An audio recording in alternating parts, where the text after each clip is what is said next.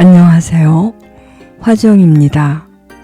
소박한 제 수필 낭독방을 찾아와 주시고 경청해 주셔서 고맙습니다. 미진한 제 글이지만 잠시나마 마음의 산책길이 되시면 좋겠습니다. 이번 51번째 수필은 자국입니다. 밤새 폭설이 내린 산골길에는 참으로 많은 자국들이 생겨 있는데요. 그 자국들은 눈이 오지 않는 날에도 생겼겠지만 자국이 없는 자국을 우리는 보지 못하지요. 그것처럼 마음에 생기는 자국 역시도 자국이 없으니 보이지 않습니다. 자신만은 볼 수 있겠지요. 마음의 자국은 누구나 지니고 살아가지요. 사랑의 자국이건 슬픔의 자국이건 행복의 자국이건 말입니다. 자국에 관한 이야기입니다. 읽어보겠습니다. 자국. 밤새 폭설이 내린 시골 길에는 자국이 많다. 한 뼘쯤 되는 자국부터 앞쪽이 움푹 패인 자국과 종종종 걸어간 새들의 발자국이 있다. 장난친 듯 뒤죽박죽이 된 자국들과 쫓긴 듯 급히 달려간 자국과 그리고 사람의 발자국까지 듬성듬성 찍혀 있다. 눈이 내리지 않던 날에도 저 무수한 흔적들이 생겼을 것이나 자국이 없는 자국을 나는 보지 못한다. 일광을 거쳐 울산을 거쳐 하남을 거쳐 입성한 일원동집. 허리띠 졸라매며 구차하게 보낸 세월이 흐르고 흘러 50 초반이 돼서야 마련한 집인 만큼 자랑스럽게 시루떡을 돌렸다. 신고식이기도 했다. 시루떡 접시를 내밀자 환한 미소를 짓던 301호집 그녀는 50대 후반쯤으로 보였다. 예쁘다는 말을 들으며 살아왔을 얼굴에 적당히 살이 올라 후덕하고 온화해 보였다.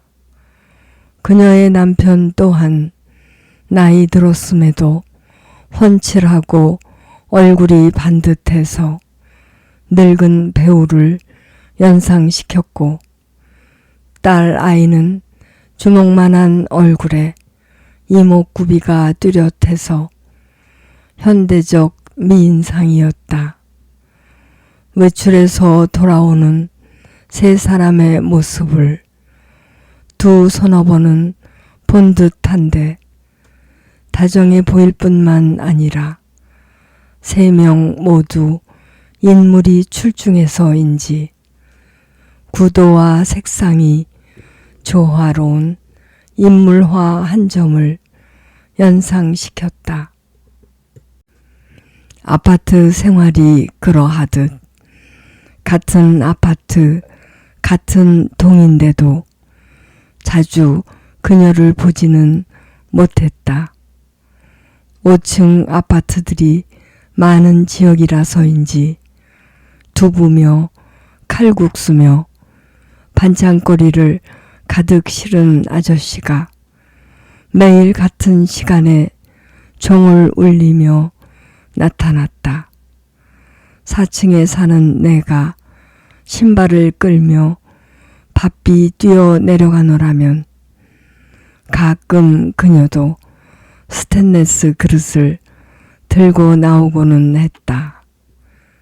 뜨거운 두부는 비닐봉지에 넣으면 몸에 해로우니 다음부터는 그릇을 꼭 가져오라고 언니처럼 친절하게 말해 주었다. 마트를 가고 오는 길에서 우연히 마주치기도 했다. 늘 중년의 무게가 깃든 중후함과 여유로움으로 편안해 보였다. 반상회에서 인사를 나누기도 했는데 조용히 앉아 남의 이야기를 경청하는 온유한 성품으로 보였다. 행복하고 여유롭게 살아왔음이 느껴졌다. 어느 토요일 오후였다. 우리는 주말 부부였으므로 주말이면 올라오는 남편과 바쁘다를 외치는 아이들과 오랜만에 먹자 골목에서 외식을 하고 왁자하게 집으로 돌아오는 중이었다.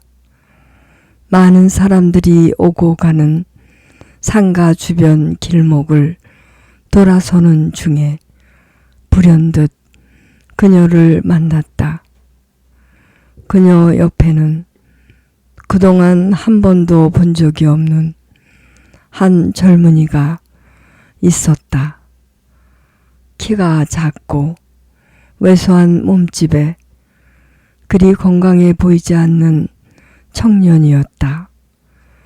외모상으로 전혀 닮아 보이지 않아 누구일까 궁금증을 유발시켰는데 친밀하게 팔짱을 낀 모습으로 보면 매우 가까운 사이임이 분명했다. 아들일 수 있다는 짐작이 들었다.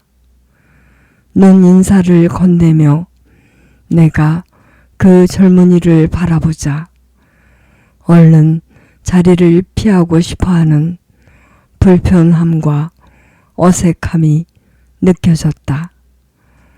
알 수 없는 엷은 그늘이 그녀 표정에 섞여 들었다. 그날 이후로 그녀와 그녀의 남편과 딸 아이는 가끔 볼 수 있었지만 젊은이는 보이지 않았다. 아파트에 살고 있는 사람들이 대부분 남의 일에 무심하듯 나 역시도 별다른 관심 없이 잊고 살았다. 3, 4년이 흐른 후에야 위층 이웃에게서 들을 수 있었다. 그녀에게는 제 방에 틀어박혀 사는 30살 아들이 있다는 것이다. 그녀가 팔짱을 끼고 있던 바로 그 젊은이였다. 대학까지 졸업하였으나 사람들과 섞이는 일을 두려워한단다. 소극적이고 자신감이 부족하단다. 가족이 함께 오랜 세월 노력을 했으나 나아지지 않는다는 것이었다. 내게는 충격이었다. 그녀와 그녀의 남편과 딸아이가 함께 걸어오던 장면은 얼마나 행복하고 완벽해 보였는가. 그녀의 미소는 얼마나 아름답고 충만해 보였는가. 상상조차 불가능한 일이었다.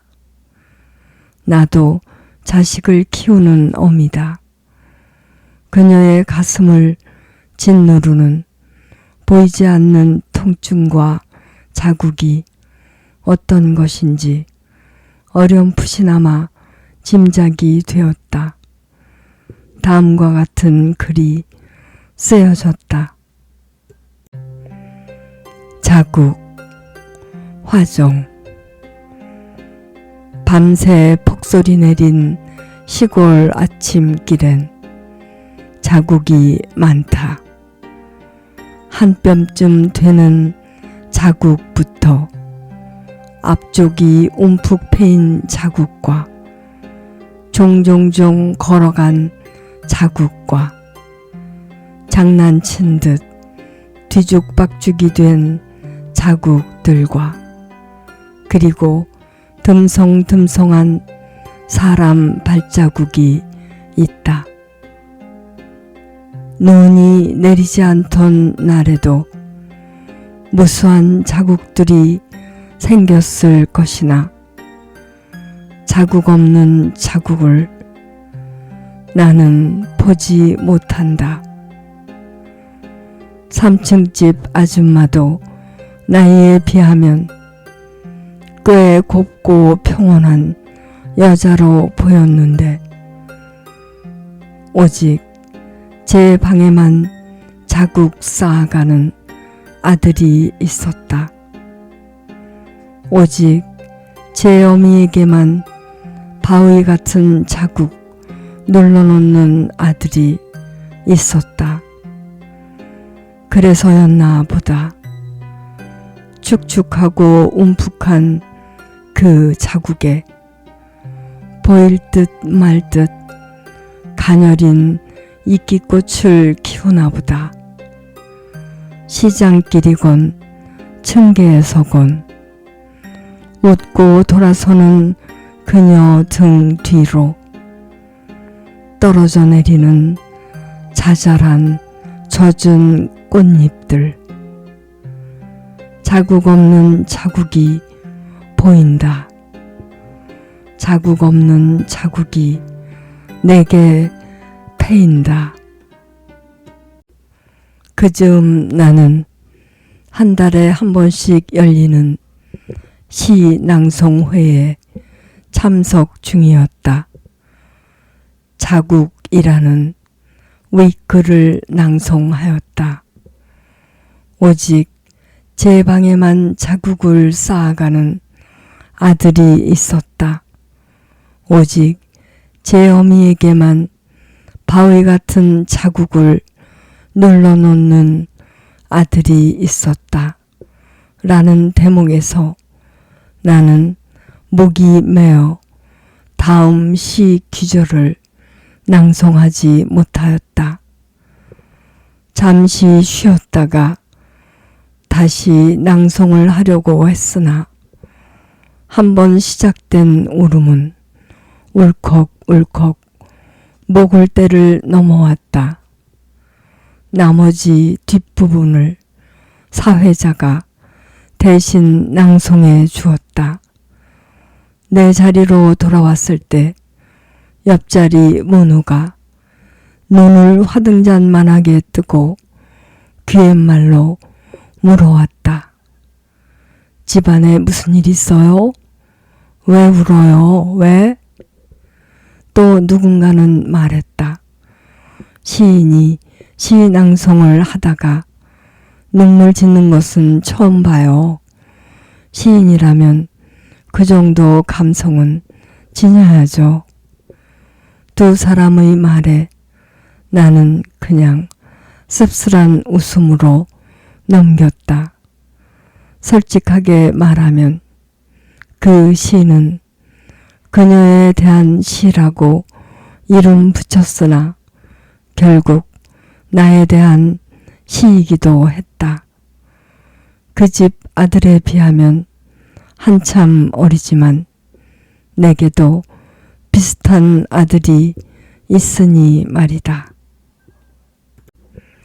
자신의 아들은 총명하다고 대부분의 어미들이 착각한다지만 나도 그랬던 걸까?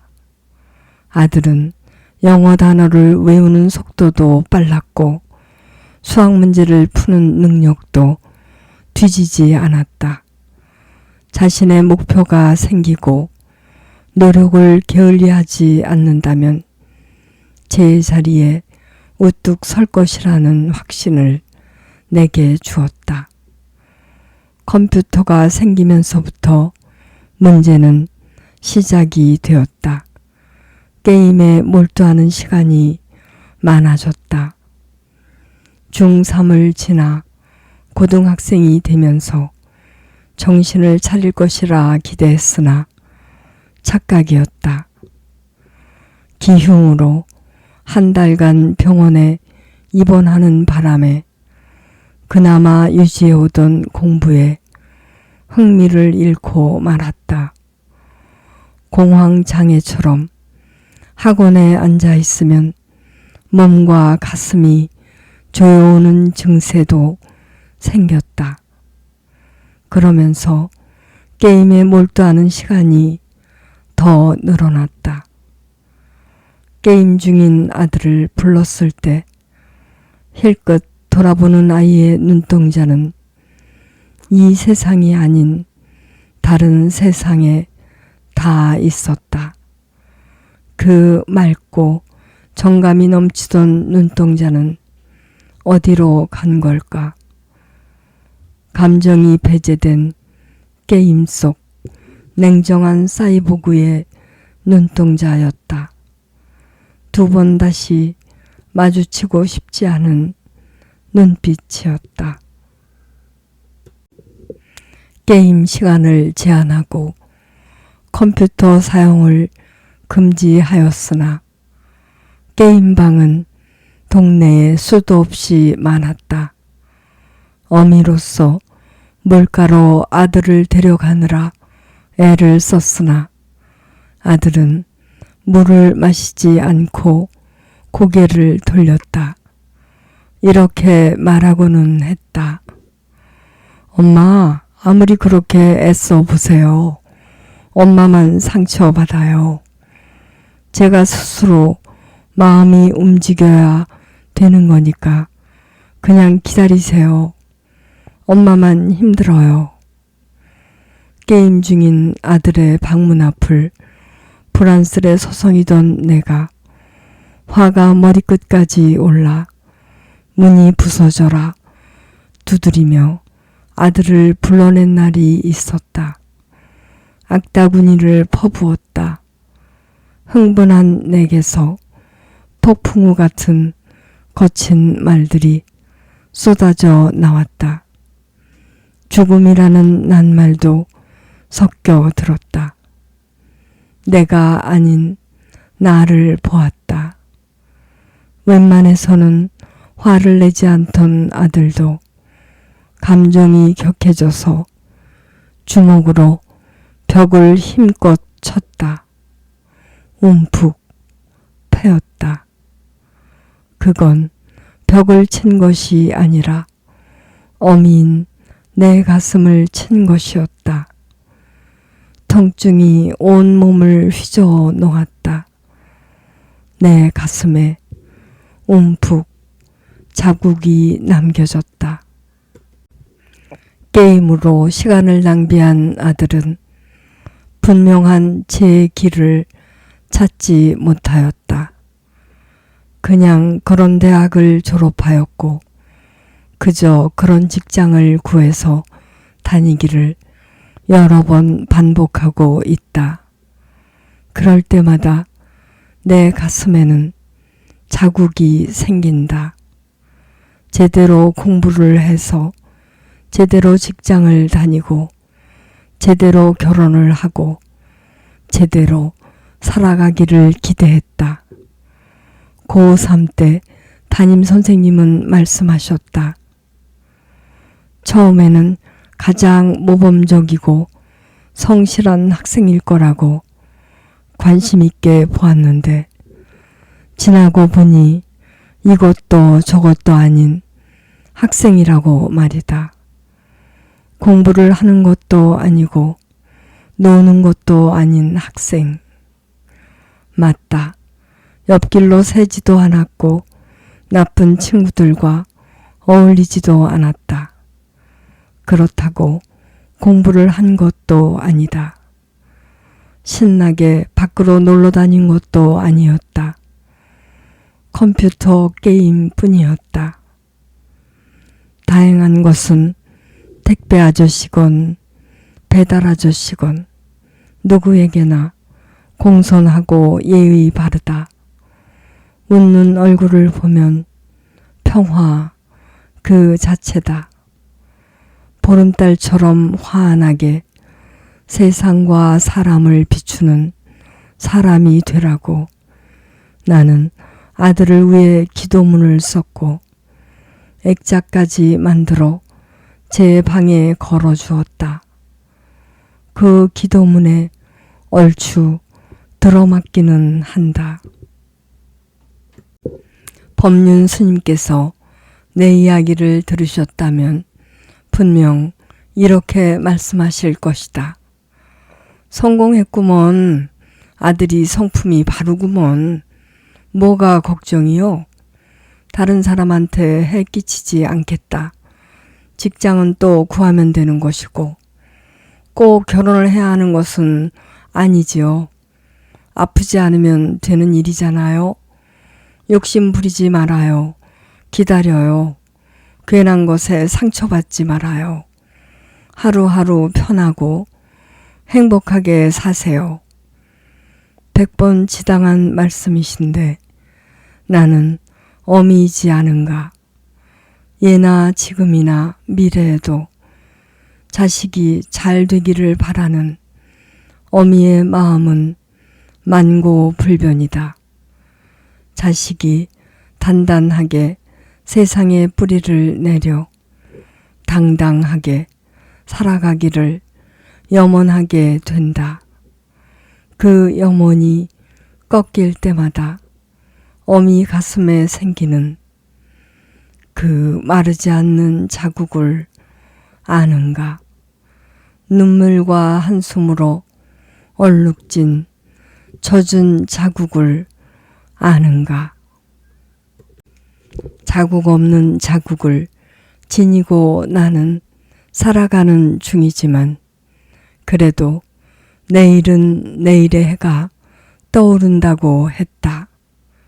아들은 자전거로 부산을 다녀왔고 스페인 순례길을 40여일간 다녀왔다. 자신을 단단하게 조이고 기름을 칠하고 있으니 감사하다.